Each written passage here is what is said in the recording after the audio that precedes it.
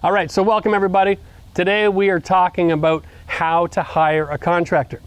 Now, I'm going to be a little bit fired up about this topic because I've been a contractor for a lot of years. There's a lot of stories, a lot of content, and so I'm trying to control myself with not getting too down the rabbit hole, but we're gonna see what happens. When it comes to contracting, what most people don't understand is there's a huge disconnect between what you see on television and the real world, okay? Most people have very unrealistic, that's a good word, unrealistic expectations when it comes to what a contractor is, what they can expect from them, and how contracting someone's gonna work. So they watch a TV show and they go, wow, these are all very hardworking people, they're in, they get done, they're gone, everything's perfect, it's so quick. And the reality is that in the real world of contracting, it's completely the opposite. They don't just get in, get done, and get out real quick. And it's not always perfect. And so there are a lot of expectations when you're going to hire somebody. And there are a lot of people in the industry who've had a lot of different opinions about what the best process is to go do that. And most of it is BS. All right, I'm just gonna be honest. The idea of getting 3 quotes and you're gonna be protected, shoot that out the window. It's a bunch of garbage. Today we're gonna talk some hard turkey, real facts, real information. It's gonna be like a behind the veil of the Wizard of Oz inside look at the world of contracting. And I'm not here to vilify anybody, but you need to understand that what's going on in the industry is creating a really interesting dynamic when it comes to the homeowner needing to hire somebody. So let's just talk why you need to hire somebody, right? First of all, there are certain things that DIY means making a phone call, right? Not too many people want to jump up on their roof and go and do a new roof job. I don't even do roofing. I just hired a contractor to do my roof because I'm getting old. And I know if I fall off a roof at this point in my life, it's going to seriously impact the rest of my life, and I'm not interested, right? When I was 20, I would jump on a roof, no problem, but not now. So, it's a young man's game. Here we go. Let's just jump in. Got a diagram behind me. I've kind of written some stuff out in advance, so I've got a template to keep my conversation steady. Let's take a look at what contracting looks like. Here's a real basic view. You have 3 choices when you're gonna hire a contractor. And a contractor simply means someone who is willing to agree to do work for money. That's it. It's not a special term. Now, in some places you have different legislation involved. You can get a license to be a contractor. Here in Ontario, no license to be a contractor. 60 bucks, you're in business, right? You jump on a website, you can get a magnet for your truck and some business cards for another 100 bucks, and you're a businessman, and it's scary. But the truth is this, we have businesses, we have trades, here's my home RenoVision DIY pencil, and we have installers. Now, if you've been with us in the previous episodes, we talked about return on investment. We talked about there are different things that are in the marketplace for people do installation work, right? Tile install or garage door installation, fence installation, these types of things. These guys have got a specific set of skills, right? Usually are younger, they're just getting out in the trades and they've joined a crew and they've learned how to be fast and efficient with one particular thing, and they're relatively cheap, right? We're gonna use the Google food $ idea here, 1, 2, and 3, all right? So they're relatively cheap. Not cheap meaning what a deal, but relative to the other options, they're the more inexpensive option. We move up to the tradesmen. Now these guys, sometimes they have a ticket. Electricians, plumbers, gas fitters, journeyman carpenters, or guys who've been in the renovation business long enough that they deserve to get paid for what they do, okay? And then we have the business. And the reason I call this the business and these guys aren't is because generally speaking, the installer and the trade guy, they're individuals, okay? The idea of a business, from a business perspective, and they can all be in business according to tax law, but the idea of being in business as a business concept is the owner of the business dies, the business carries on. Someone inherits it. The wheel keeps turning, right? They just slide someone else in the position at the head of the company, but nothing changes. The CEO can pass away, and the next morning everybody goes to work like nothing happened. That's a business. It's the most expensive model, all right? Now, when we're talking about business in the trades and renovation, generally speaking, the rule is this. If you are a tradesman, you might have 1 or 2 guys working for you. You might even have 2 crews. You're still not a business because you're in charge of everything. You're in charge of the sales, you're in charge of the service, you're in charge of the process and the management. It's all on you. If you disappear, the next morning the guys all show up at your house ready to go to work. They all go, well, where are we going? Nobody has a clue, all right? So that means you're not a business. You might be running a business in your own mind, but you're just an individual trying to survive in this world, okay? So from the consumer's point of view, which is the position I'm taking here, I want you to understand there are guys that install, there are guys who have got lots of skill, and there are companies that hire large groups of people. They'll have salesmen and designers and accountants and architectural technologists and people that do all kinds of different things for procurement and management of the staff and the job sites. It's a very huge cog, okay? And it takes a lot of people to do that. That is a business, and that is why they're the most expensive, all right? Now, if you're a fan of this channel, you've probably heard this before. Only 20% of the population can afford to hire this business, all right? And the reason for that is very simple. They make enough money, they can afford to throw it away. The rest of us schleps have to find a way to survive in this world without calling them for help, because you're not part of the 20% club. If you're not part of the 20% of the highest income earners, you can't afford this operation, okay? The basic business model is they're going to give you a 60% return on your investment. The rest of it is wrapped up in mismanagement, warranty work, overcharging, lots of government taxes, and lots of overhead. All right, so don't expect to get rich renovating with these people. The tradesman, however, you're going to get a much higher return on investment because he's not as expensive. This guy, he's working out there after the end of the day. He goes and does his own sales. On the weekend, he does his own warranty work. He's working his butt off, all right? And so he's a little bit less expensive and he makes a good living, but you got about an 80% return on investment with him. Over here with the installer, if you can find someone who can solve something for you and you can give them $100 and you get $100 worth of value, that's a good deal. You're getting 100% return on investment, okay? The thing with these guys is their skill sets are very, very limited, all right?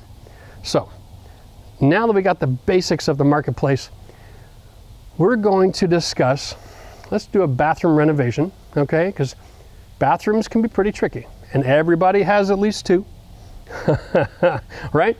And everybody needs them renovated on a regular basis. Bathrooms, there's that one area in the home that everything has gone to garbage in the last 40, 50 years because the technologies have changed. These industry standards have been so slow to catch up that everything is going to garbage and rotting out, and everybody's used to having to replace their bathroom 10 to 15 years. So, if you follow the experts in the industry's advice, they'll say go out and get 3 quotes. And here's the problem with this. If you get a quote from one business, one tradesman, and one installer, you're going to get this. Your bathroom's $25,000 if you hire a business. There's going to be unforeseens, there'll be additional costs, but that's our base price. If you want something really nice, you know, it'll be more expensive. You call the tradesman in, he goes, you know what, I can give you that walk-in shower curbless, I can do it for 20 grand. So he's already saying he's going to give you a better product than the business, and it's cheaper. Interesting. Then you call him the installer and he goes, I can rip out the old one and put something exactly like that back in your house. It'll be all brand new, but he doesn't have the skill sets to do any of that intricate work and curbless technology. He hasn't taken the courses, he's not trained, but he'll do it for 15. So most people will take this advice and go, okay, I got 25, 20, or 15. I don't know where this one ends up. This is looking pretty good to me. I'm going to get a high quality product and a discount. This one, you know, for some people that's a good choice because they don't have a lot of money, right? And putting in a $15,000 bathroom is a big investment.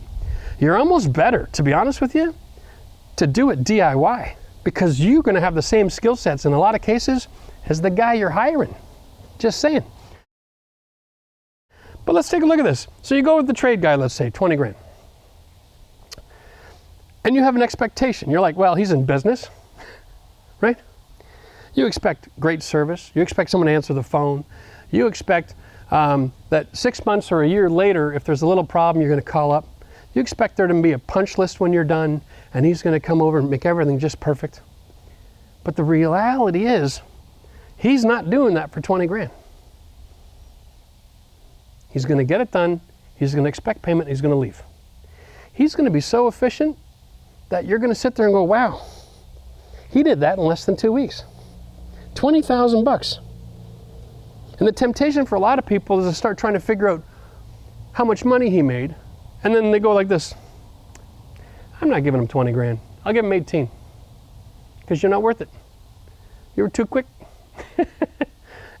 And so there's always this post-construction negotiation going on.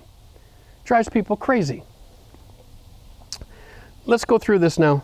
The business gives you great service. They answer the phone. They have a guy who's assigned to your project, who's always there to talk to, but he's never on site. The project manager. Gotta love these guys, right? They're juggling 10, 12 at a time. And they're gonna see you once or twice a week for half an hour.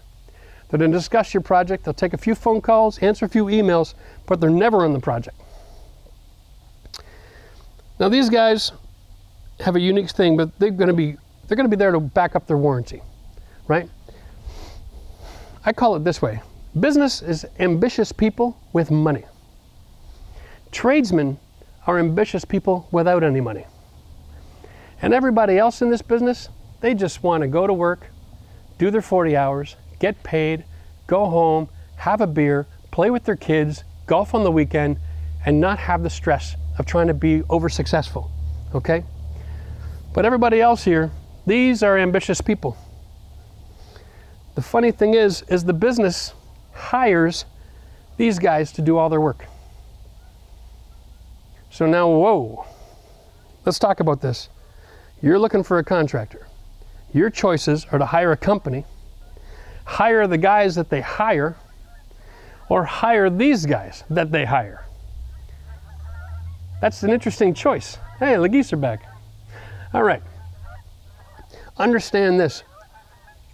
There is no difference in the quality of work that's being performed at this level or this level, except that if you hire this guy direct, he might be more motivated to do a better job for you because he's doing the whole job from start to finish. Okay? Over here, they're going to hire these guys here. They're all going to give them a little piece of the pie, and they're going to manage the scenario. All right? Which means all of these guys have a situation where they're asked to come in and do a particular job, and the attitude becomes real quickly, I'm going to do it. I'm not going to say a word about any problems I see on the job, because if I open my mouth, I'm going to get fired.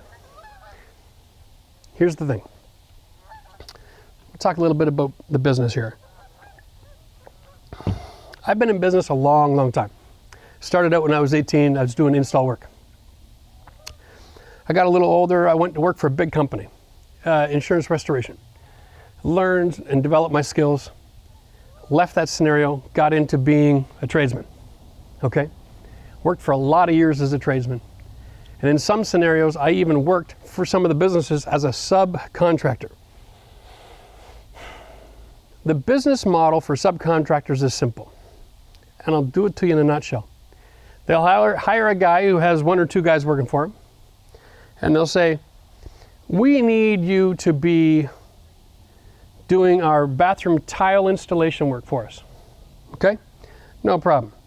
And we're doing so many bathrooms that I'm going to give you 1 or 2 bathrooms a week. Okay? And you're going to supply all your own materials and labor. Okay? And when it's all done, if we like your work, you get paid. As a business model, that's pretty lousy. But they say, we're going to pay you premium. We're going to pay you a good dollar. And it's regular work. Now, the only difference between that model and going into business on your own is that you don't have to do any sales, right? You can work Monday to Friday and you can do well. So what they do is they get you started. They give you 1 or 2 a week. And then over time, they'll get you up to 2, 3, 4, 5 a week. Now you're starting to hire people, right? Expanding your footprint, expanding your investment. And every time you get paid, every dollar goes back into the growth curve that you're on. You never actually realize any money. They get you invested in their own business so much. And then one day they just go, you're done. We're not happy with your work. All right? We're not paying you for the 14 projects that you got finished and the 7 that you're on. Wow. And it's devastating. And everybody who's a tradesman running a business has been through this. They've all suffered the same thing. We all know that when you're dealing with a big business, sooner or later, they're going to cut you off and they're not going to pay you. It's going to happen. And so what happens here if you're a customer? And there's warranty work. They bring somebody else in who wasn't even on the job. Every year, they got brand new staff. It's a really dangerous situation. So most people think that if I hire a business and I pay premium dollar, I'm getting the best bang for my buck. It's the most professional environment. And it's true to a certain extent. You're going to get great design, right? You're going to get drawings. You're going to get material orders. Lots of organization. They're going to bring you into their office that's going to have glass walls and cappuccino machines, and they're going to hook you up with a nice coffee and a little pillow, little posturepedic action while you're in the chair, and they're going to treat you like a king. You're going to sign on. You're going to have design options. It's going to be a fantastic experience. And then every day, there's somebody working at that job site. Every day. It doesn't matter what's going on. Even if things are done out of order, they always got someone going to that job site. But everybody who's on that job site is concerned about one thing. They don't want to screw up, and they don't want to offend their boss. So they're not allowed to talk to the customer, which is you. They're under contract to keep their lips shut if they see anything wrong. Okay? Now this should worry you. These situations, you're probably signing a 50-page contract just to get them to do your work. But the tradesman that's working for them has their own 50-page contract. They've got all kinds of rules and regulations. And they're experts at litigation, these guys, right? They've got lawyers like you wouldn't believe. What they do with the tradesmen is they set them up where if you see anything wrong, you got to keep your mouth shut. Because if you say to the client, hey, client, look at this, that shouldn't be done like that. It's out of order, it's done wrong, should say something. Word gets back to the boss, you open your mouth, boom, you're fired. You're not just fired, but you're not paid on the job you did. You're not paid on all of those jobs that you finished that are waiting for approval. It's absolutely catastrophic. So everybody keeps their mouth shut. You got a manager who's on site 2-3 times a week for a few minutes who really doesn't understand the building process. It's just his job to keep you pacified until it's finished, okay? And so everybody who's ever been in this business model here has learned the hard way that they've got to manage the job themselves. And if you don't understand what's going on in your project, you don't know the process and the systems and the materials, and you're going to be in trouble, all right? Because they're going to do something out of order. I've got personal experience in this situation. I was the warranty guy once, right? And you'd get a call, hey, I got a few tiles, they're cracking, my brand new open concept kitchen, I paid $120,000 for. Why are the tiles cracking? No problem, we'll send someone out, we'll sort it out, we'll solve the problem. I get there to find out that they're all hollow. You know, you take the quarter, you tap your tile. And if it sounds hollow, it's because it's delaminated from the structure underneath. And there's cracks, and the cracks line up with the plywood installation. Big surprise, right? So you've got somebody who put $120,000, $130,000 into a brand new open concept kitchen, and the building procedure they're using doesn't even involve an uncoupling membrane on the tile, and they put brand new custom kitchen cabinets on all of this tile. And so when things moved around a little bit and settled, the tile all cracks. But not just that, it delaminated from the plywood underneath, because one day somebody wasn't able to come to work. And in order to keep the customer happy who's on his way out the door, because the 20% club, they don't leave for work at 5 o'clock in the morning, right? They're 8:30, they hang around a little bit, see the crew arrive. I'm gonna be a little late today, they'll call into work. Contractors, I gotta make sure everything's good. No one shows, they're on the phone. Hey, where's the guys? Where's the crew? No one's here. No worry, John, we got it covered. We got a crew on the way over there right now. They're just picking up some material. Have a great day at work. He hangs up the phone. Your project manager calls up someone and says, hey, stop what you're doing, grab some plywood, get your butt over there and put in a subfloor for me. They haven't even drywalled the room yet. So what happens is this. These guys come in, they screw down the subfloor, the customer comes home, progress, right? Guys came, I'm happy. Problem is that for the next week and a half, they're taping and they're mudding and they're sanding and they're priming, making a hell of a mess on this subfloor. Then they call the tile guy up, tile the floor. It's not his job to wash the floor. Think about this. This same scenario happens 1,000 different ways on every job. He shows up. They told me to come and tile. I'm doing my job, I'm tiling. He does his job. He finishes, he gets paid, he leaves. A year later, everything's delaminated, everything's cracking. It's not his problem because he doesn't even work for the company anymore. He's been fired because he got enough projects under his belt that he was big enough that the company said time to let go of the tile guy because we can take all of his money and put it back in our own pocket. Now they give you a great warranty and they'll honor it, right? But they can honor it because they're only paying half of what they should be paying to get the job done because they're ripping people off all over town. The trade guy then gets disenfranchised. He's like, I'm done working with these guys. I'm doing this on my own. So now you got to deal with him. Now, one thing you got to understand, he's an individual, not a business. So now as a homeowner, you're taking a little bit more risk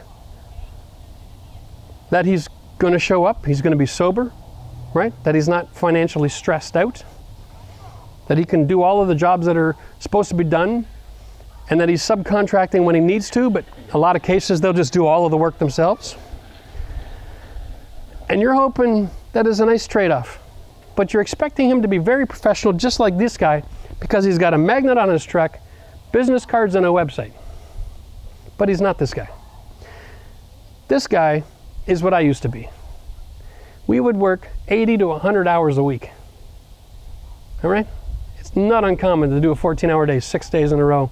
And then Sunday would come and you're still tying up loose ends, organizing your thoughts. So these guys here are like the backbone of the country. They're busting their butts trying to make a living. The question is, how do you as a consumer know if the guy that you hired is a good guy? Because when you get your 3 quotes and you try all 3 systems, all you're doing is saying, do I want an installer or a tradesman or a big company? That's your decision. You haven't gotten 3 quotes yet. All you've done is picked your system that you want to operate in. Once you pick your system, then you need to find 3 quotes in that system.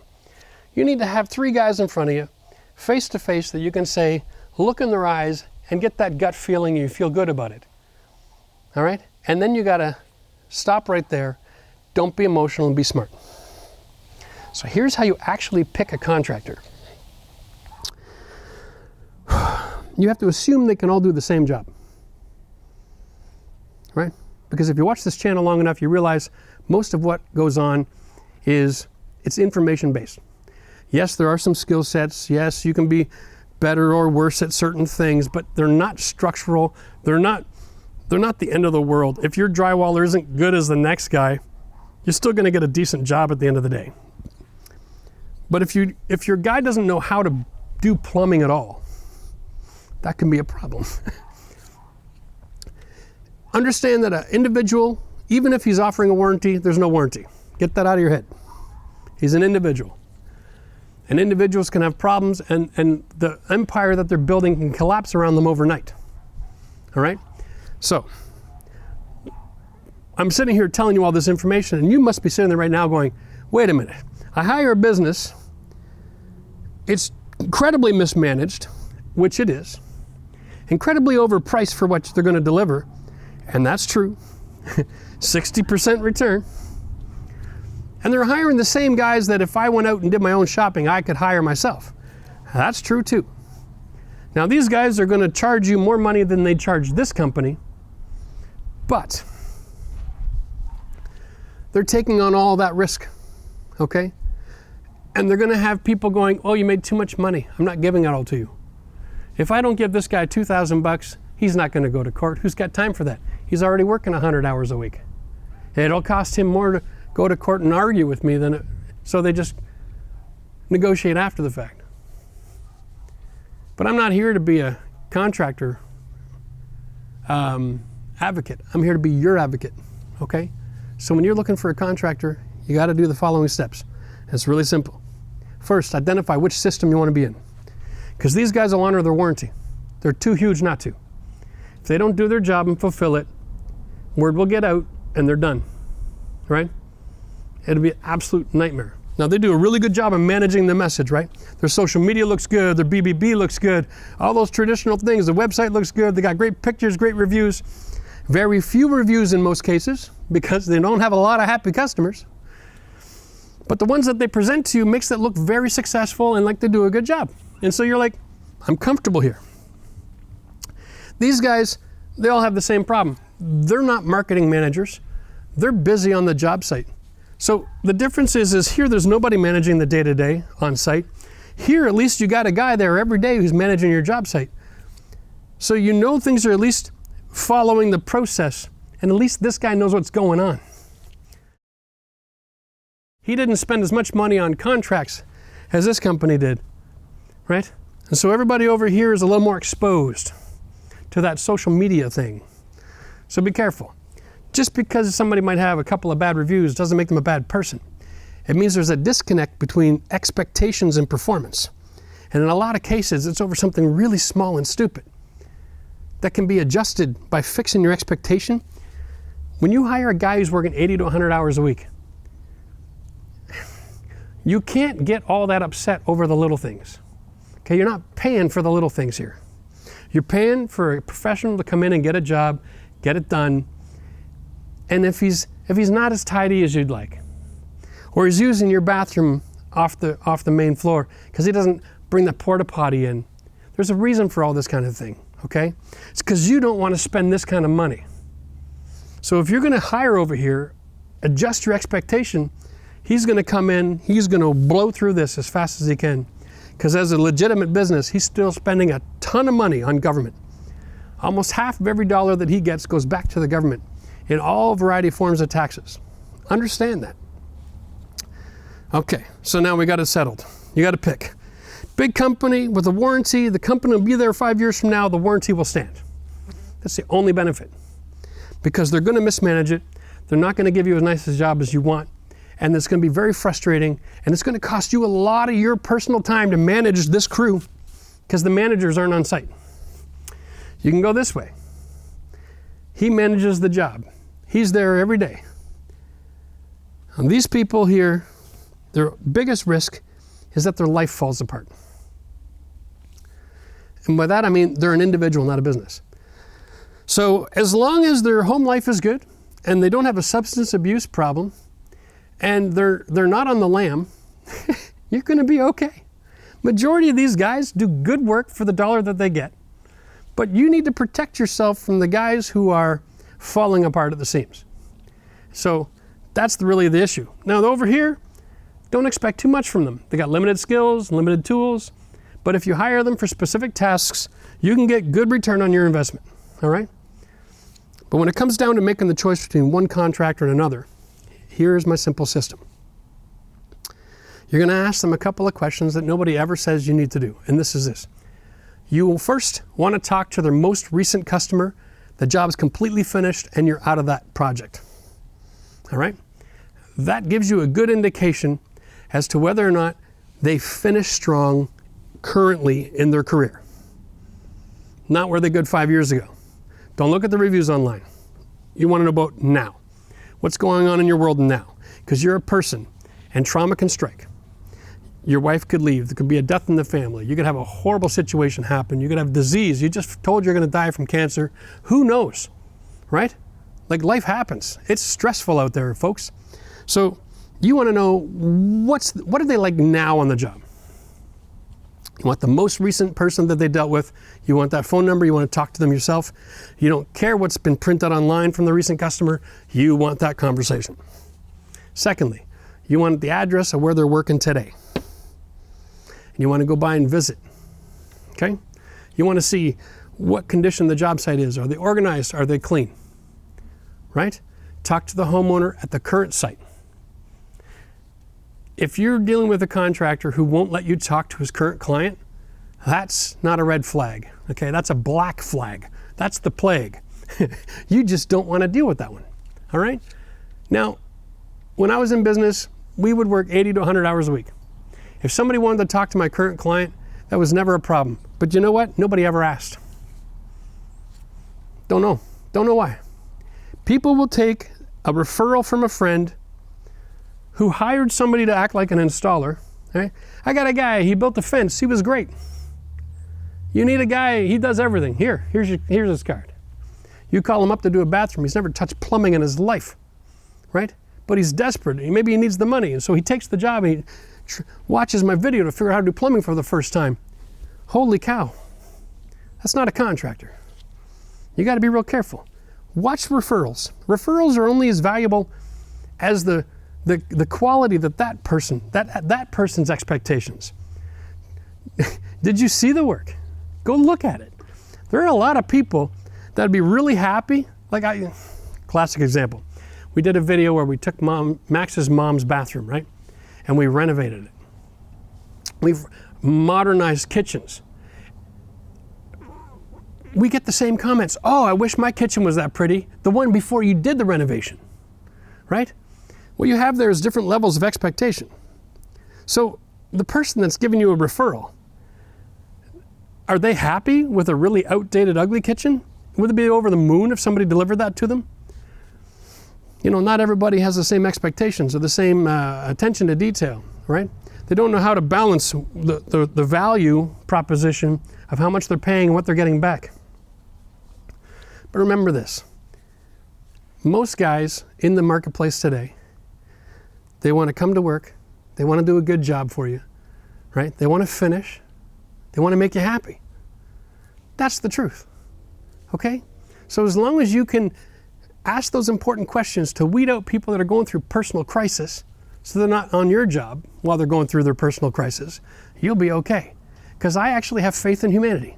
What I don't have faith in is big business structure, because these guys will do anything to make a buck. I have faith in the trades, but they're human. So just protect yourself from guys that are going through crisis. You should be okay, all right? And remember, the best option that you've got when it comes to hiring a contractor is hire yourself. Think about it. You could be your own installer. You got the same skills. It only takes basic tools and you can be one of these guys. You can do your own bathroom, okay? Hire a plumber. If you hire a plumber to do the rough in and the finishing, and you do everything else yourself, you're gonna be okay. There's enough information out there that you can do this yourself. You're gonna be more careful on your home than anybody else is gonna be, right? So don't be afraid, to separate the tasks that need to be done by a pro and hire them for that. Now the reality is when you hire a plumber to come into your bathroom to do just your rough in and your finishing, he's gonna overcharge. These guys are used to getting paid by these other guys, right? A lot of them aren't all that excited to get one phone call one time from somebody. So they're gonna overcharge you, and that's okay. Because you're gonna do everything else yourself. Plus a plumber, you can do your own bathroom, have peace of mind that it's done professionally, get covered by his insurance in case there's a leak. Think about it. And then you can do all the tile work and all the other painting and trim and everything else.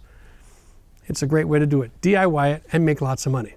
Well, thanks for watching the show today. Listen, if you are interested in doing home renovations for yourself and making money, then you're gonna wanna check out this playlist right here. It's the rest of the do-it-yourself tour.